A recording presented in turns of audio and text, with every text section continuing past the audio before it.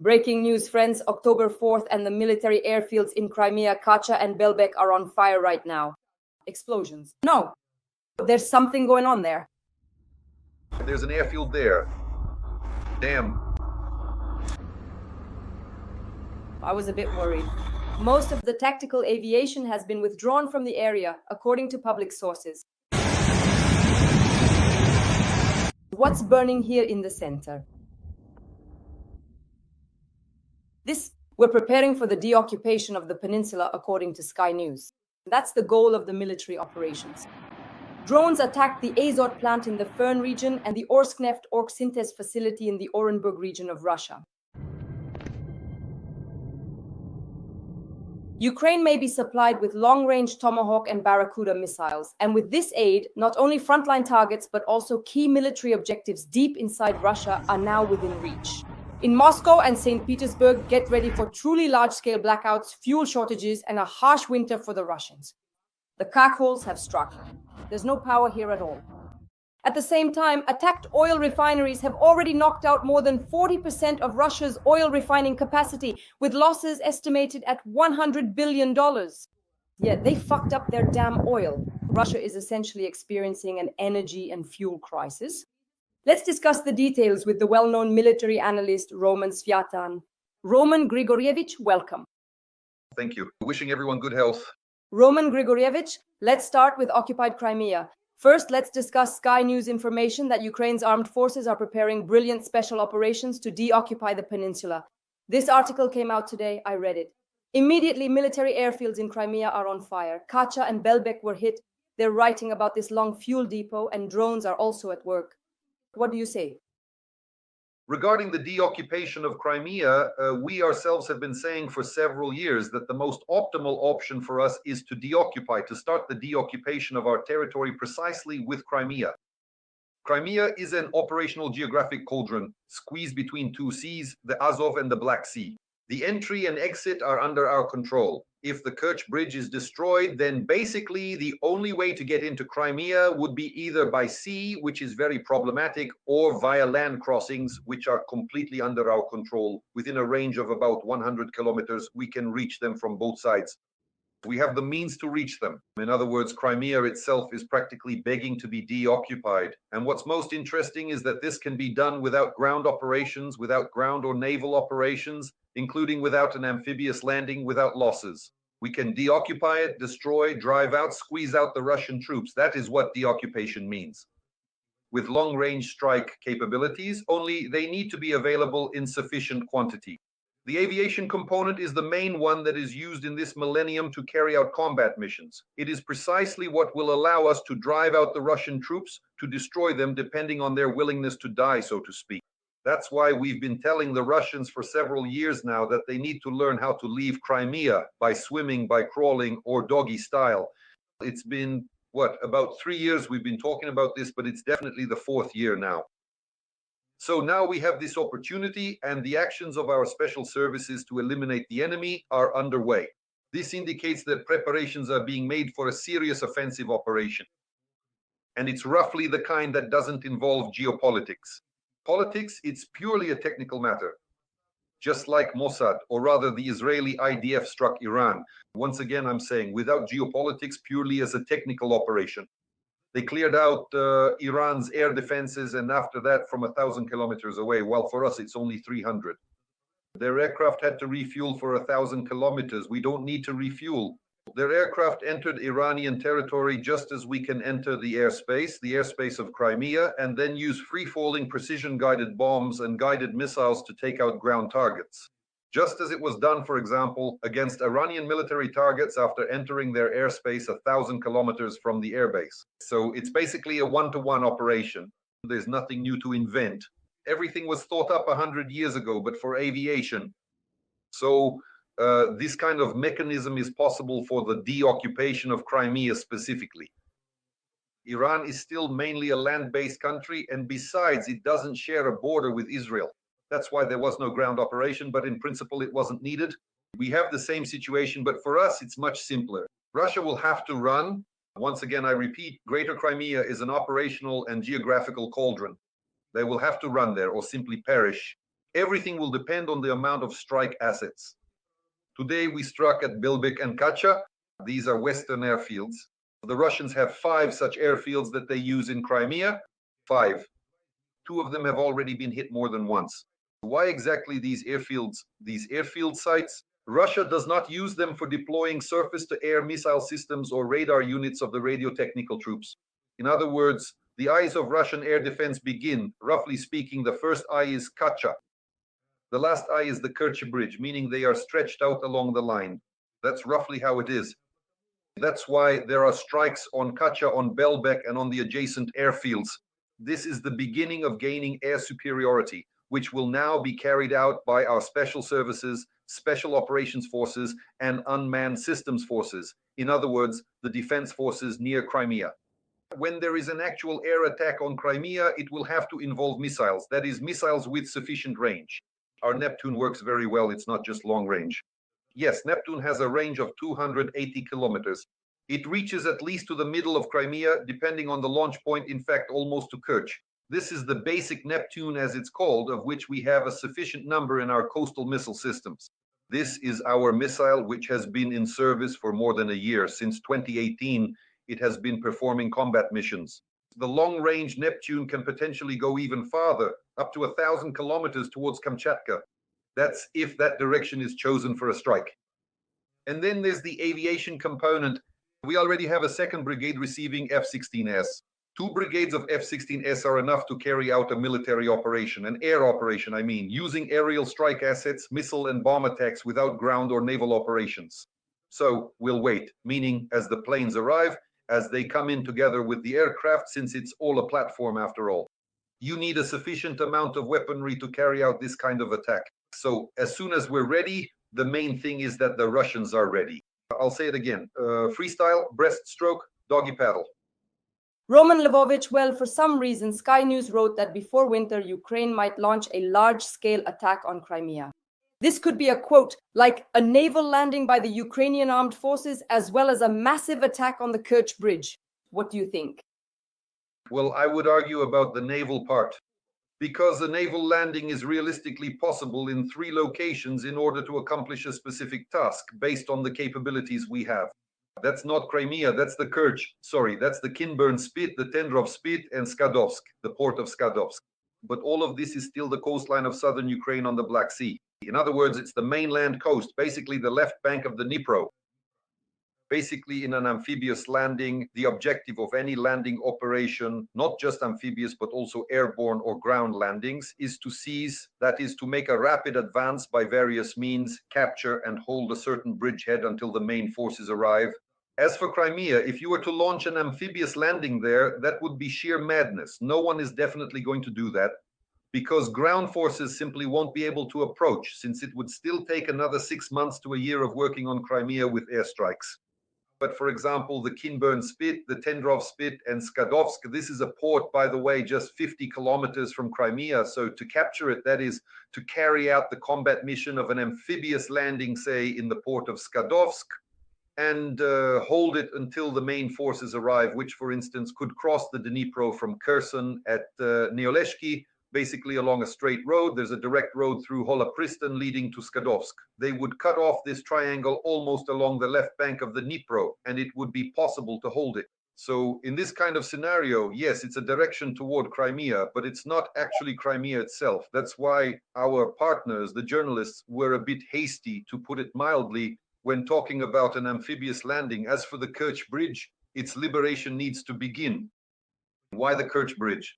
Because it's exactly that logistical chain through which 30% of military munitions and equipment pass via Crimea, specifically to the Kherson-Zaporizhia front. Obviously, that's what we need to take out first. It's difficult to do. Why? Because there's a very layered and uneven defense system there. Almost all our missiles, all our efforts are being countered. It needs to be taken down with ballistic missiles. There have to be enough Hrom missiles, several dozen, whether it's Hrom 1 or Hrom 2, it doesn't matter, depending on the range. 300 kilometers, that's possible. Only this way can we break through the Russian supply line, specifically over Moscow, over the Kerch Bridge. The Kerch Bridge. Roman Lvovich, when we talk about the military airfields Kacha and Belbek, is there currently enemy tactical aviation stationed there? In what numbers? Because you and I don't know, we discuss strikes on Kacha and Belbek almost twice a month. This happens regularly. Those two airfields are used as forward operating bases, meaning they host tactical aviation, mainly the Russian Federation's naval aviation, and there are always Army aviation helicopters stationed there. These helicopters are used to counter our surface and aerial drones. In other words, the helicopters can operate up to 1 kilometer in altitude. By the way, this is actually the only, well, not the only, but one of the main means of destruction that the Russian Federation uses against our drones, including aerial drones. Helicopters, they simply have a lot of them, and the entire range of their helicopter fleet is Army aviation. And so at forward airfields like Belbek, and even more so at Kacha, that's where they are stationed. They have reloading and refueling points there. It's a whole process. They're not the main ones, but as forward airfields, they fulfill their role. Roman Grigorievich, now regarding the strikes on oil refineries and others. We attacked the Azot plant in Perm Krai, Orsknefteorgsintez in the Orenburg region. What do you think? Now we know where the Russian orcs are from. Orsk, yes, from there. Our specialists have highlighted it. That's where the orc lair is, in Orsk, yes, somewhere around there. But seriously, of course, we've talked about this with you before, and in principle, our listeners should be prepared for this. The next stage in destroying the Russian economy is through the destruction of Russia's chemical industry. That is to say, the oil and gas sector is certainly one significant thing, but almost all of Russia's extensive chemical industry, which predominantly uses natural gas, is intrinsically tied to the broader oil and gas sector. So the pertinent question is, why are they now specifically targeting chemical production facilities? Let's say, even if our drones fly 1,500 kilometers, the main task, first of all, is to try to completely destroy this plant. There is such a possibility. For example, the plant that was hit, the Perm plant, not only produced ammonia and so on, but it also produced ammonium nitrate. Ammonium nitrate is used in the production of explosives and in large quantities. For us, it's very important to take the chemical industry out of this equation to prevent Russian, let's say, powder plants from producing explosives. Moreover, ammonium nitrate itself is highly explosive. If anyone remembers, a few years ago in Lebanon, in Beirut, there was an explosion of ammonium nitrate, Russian, by the way. A Russian ship had docked there at the time, either standing or unloading, and then suddenly it exploded, as they say. So this kind of sudden explosion can be organized at any chemical plant that produces ammonium nitrate. So the Omsk plant produced it, but the Orsk plant is, after all, you could say, an oil refinery. Mainly it produces gasoline, diesel, and aviation kerosene. This Orsk plant is very important to us. And the next one after it, if you go further east, about 3,000 kilometers, is the Orsk plant, the refinery that is the oil refinery. This is the Orsk one, from where Orsk, that's Orsk. Further on below Kazakhstan, yes, that's Omsk. So in Omsk, there is an oil refinery, the largest in Russia, with an annual processing capacity of 21 million tons. That means it's serious money, and it's essential to reach it and stop this oil refining. Yes, they do process some Kazakh oil there, but still the money comes from the refining, so it's necessary to get to it. Well, if they've already reached Orsk, I think they'll make it to Omsk too. According to dry statistics, analysts write that the refineries that have been attacked have already put more than 40% of Russia's oil refining capacity out of commission, and losses are estimated at over 100 billion. But when I talk to economists, they look at me and say, Putin doesn't care. The population can stand in line for gasoline. The queues can be enormous. There can be a fuel and energy crisis. They'll get through it. It won't affect Russia's ability to conduct military operations against Ukraine in any way. Roman Lvovich, I'd like to discuss this with you. Well, putting pressure on Russian civil society definitely won't have any effect, and Putin really doesn't care. But our goal isn't to put pressure on Russian society. As we've discussed many times before, that's a side effect, so to speak. A side effect of what? Of the fact that the main part of the fuel, which is still produced at other plants, is going to the army. So to put it simply, just to understand the process, if a tank crewman is competing with a tractor driver for diesel, the tank crewman will win. Guess why? You have three tries. The tank crewman has a gun on his tank, while the tractor driver at best has nothing in his pocket. So naturally, the tractor drivers are left without fuel, and the tank crews carry out their combat missions. Putin knows this perfectly well. So, I mean, and he doesn't pay any attention. Well, not just Putin, the entire Russian military leadership They absolutely don't care how Russian civilians are supposed to get around. That's just a side effect. It's like turning a gas station into a parking lot into an impound lot. In other words, all civilian cars will come to a halt, but that won't affect the military at all. To actually impact the army's fuel supplies, you would have to destroy the entire oil refining industry in Russia, not just 40%, but all of it, plus cut off the flow of foreign currency. That's why we keep striking the chemical industry as well. As we discussed before, expect more strikes on the chemical industry. Here are those strikes on the chemical industry. Let's make a prediction. The next strikes will target metallurgy in Russia's energy sector. Your next step is precisely the destruction of metallurgy, which brings a significant amount of revenue to the Russian treasury. And naturally, the energy sector, which powers the Russian Federation's military industry. There will definitely be strikes, 100%. This is already the third stage. In order to prevent the Russian army from being supplied with fuel, it means the entire oil and gas sector of Russia needs to be brought down. You need to cut off the natural flow of these currencies and petrodollars as well, so that they can't buy, like they're already starting to do now, diesel and gasoline abroad, buying from the Chinese, from the Indians, trying to purchase already refined products made from someone else's oil, basically to bring it back. So the Russian army must be completely stopped. The Russian economy must be completely zeroed out, so that they have nothing left to even buy this gasoline and diesel. After that, they'll have to switch, as we've already said, to donkeys, those who bray and bleat now but don't want to go to war. The donkeys go, but the little donkeys don't. By donkeys, I mean those in the Russian Federation, but the little donkeys are done for. Right now, a little donkey costs more than a motorcycle. That's why Russian bloggers and public pages are practically flooded with offers to buy motorcycles for Russian soldiers. That's about how much it costs, a bottle of water and a motorcycle, especially in Donbass where there's no water at all. You can't even tell what they're pouring into those bottles there. That's why this process is happening. And to stop it completely, to stop the Russian army, you need to cut off these two flows. That is the flow of fuel production and the flow of currency. Without stopping the flow of foreign currency, it will be very difficult to stop the army. Dear viewers, please like this video and support our content with Roman Grigorievich. Every like from you is invaluable, and in the comments, let us know where you're watching from. Share your location with us. Roman Grigorievich, you see, President Zelensky, I think it was the day before yesterday, said that until now we have attacked Russia exclusively with Ukrainian-made weapons, Ukrainian arms, but now the situation may change, Zelensky said. And here, two pieces of news have emerged. First, the United States is providing Ukraine with intelligence for missile strikes deep inside Russia. These are oil refineries, pipelines, power plants, and other facilities, including those in Moscow and St. Petersburg. This is the first time that the Trump administration will be helping Ukraine carry out strikes using long-range missiles on targets deep within Russian territory. And the second piece of information is that the possibility of supplying Ukraine with long-range Tomahawk and Barracuda missiles is currently being considered. Roman Grigorievich, how would you comment on this? There are Russian power plants, pumping stations, and pipelines.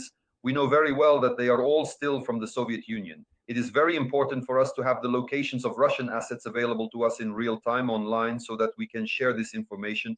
For our drones to reach their targets, the drone flies, let's put it simply, how long did it take the drone to reach Orsk? About 1.5 to more than 1,500 kilometers at a speed of 150 kilometers per hour. That's 10 hours. In those 10 hours, it could be shot down 300 times. And it needs to have a flight route that avoids all the engagement zones, all the areas covered by Russian air defenses, which in principle are not that many anymore. If the drone has passed the front line, but you need to know exactly and specifically which air defense system covers which altitude, where the beam starts, how to bypass it, at what speeds, at what altitudes to fly under the beam, that is below the radio horizon. It's a whole process. And without intelligence data of this level, and the Americans see all of this, they have everything from radio reconnaissance to satellite monitoring. They can see perfectly well where each Russian station is turned on, how far its range is, and so on and so forth. And this data gives us the opportunity, even for our weapons, to get through and complete the combat mission. But we've already talked about this in the film, meaning they've managed to get it. Now, as for the question about missiles, well, I don't believe they'll give us Ataki-MS, and I don't believe it for one simple reason. If they were ready to give us Ataki-MS, they would have already given us JAS-SM for the F-16s we already have. or the accordions for the HIMARS we have. So it's more of a topic for discussion. Technically, it's possible. It's not that it's impossible. But this is really a sea-launched missile, a naval launch at this stage already.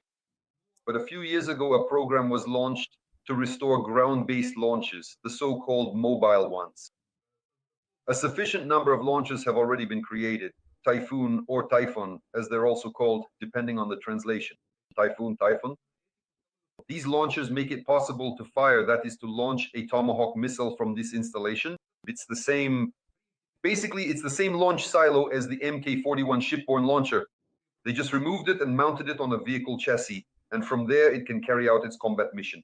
But let me repeat myself, why don't I believe it at this stage? Why? Because we've already been promised JASSM. We already have a second F-16 brigade, but not a single JASSM has arrived. By the way, even fewer cruise missiles have been delivered. This issue could have been resolved, but they're afraid. So if they're afraid to give us JASSM, do you really think they'll give us Azot? But something like the Barracuda, for example, well, that's not quite the same. It's more like a drone missile. And you're talking about, yes, I'm talking about the Barracuda. So the Tomahawk is still a cruise missile, a medium range one, and its range is about 2,000 kilometers, give or take 500, depending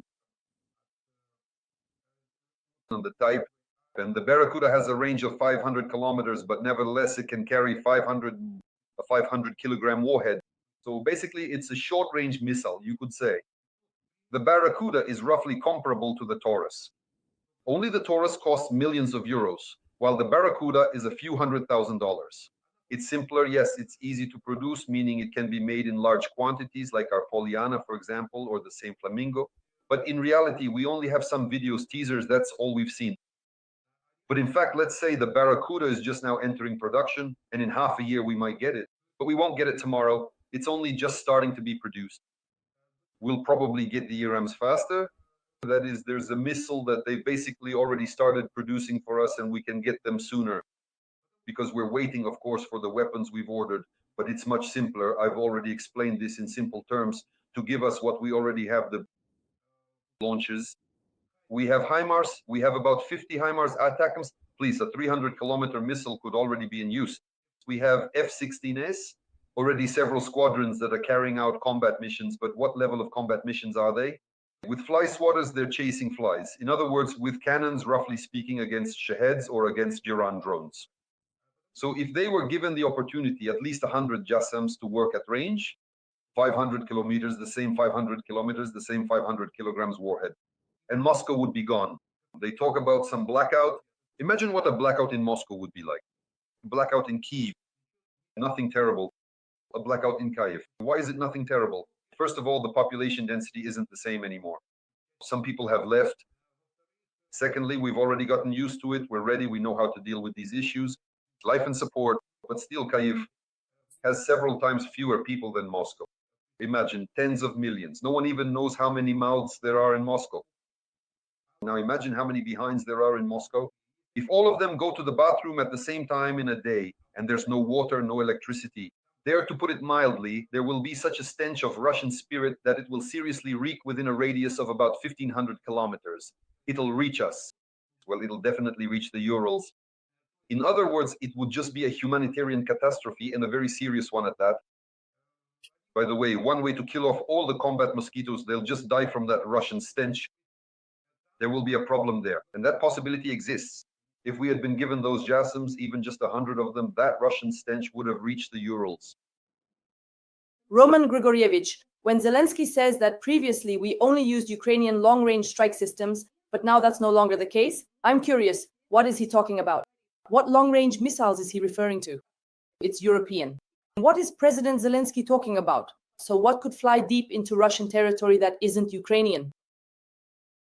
Well, what is he talking about? This is a question that millions of people have been asking for years, at least Ukrainians. So it's very hard for me to, so to speak, decipher it. But realistically, from what we might have at this stage, I've basically already mentioned it. We have a platform. So what can fly quickly? Yes, TACMs can.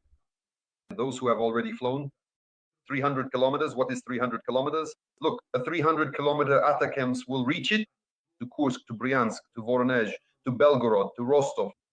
These are 5 regional cities along the border, that is cross-border cities. And that's not even mentioning Crimea. I'm talking about Russian cities. So that's just what ATACMS can reach. If we get the PRSM, by the way, the Americans are now switching to the PRSM. It's the same launcher for the HIMARS, only there are 2 missiles in the block instead of 1 ATAC-MS. It has a range of 500 kilometers, enough to reach Moscow. So how do you create a blackout in Moscow? It's very simple. About 100 PRSMs, and there will definitely be a blackout. And that's not even mentioning the JASSMs, the Verneswits, the JASSMs that could be dropped from those same F-16s. So that's what could really help us, of course, not to mention the Scalps, the Storm Shadow, or, for example, the Taurus. There's a lot that can be said about the Taurus missiles. The question now is, well, let's say Taurus, none of our planes can carry them yet. The F-16 can't carry them either, but the Gripen can. So not ruling out the possibility that if Gripens arrive, even just a pair of planes, and usually they deliver them in groups of 4, then we could get Taurus missiles as well. That's also a range of 500 kilometers, which means it can reach Moscow as well. So we wait, and maybe later we'll understand what our great leaders are talking about. As you always say about the Moscow bathhouse. Hello? Roman Igorovich, let's talk about drones on the territory of the European Union and NATO countries. So, 15 drones were detected for the first time at night in Belgium over a military base. Airports were shut down. Then drones appeared in Munich. Everyone was in shock. Civil aviation and airports temporarily suspended their operations. The carpet plan was enacted. Then at Valdai, Putin is asked, well, as they say, Vladimir Vladimirovich, how long are you going to keep launching drones? He says there will be many of them, but you understand it's not us, it's just some guys messing around over there. And in this way, essentially, Putin announced that a huge number of drones would be roaming the skies of the North Atlantic Alliance countries. Roman Lvovich, what does this indicate from a military standpoint? Well, on the coast, for example, there is probably also some pressure being applied. It's more economic, for instance. Why?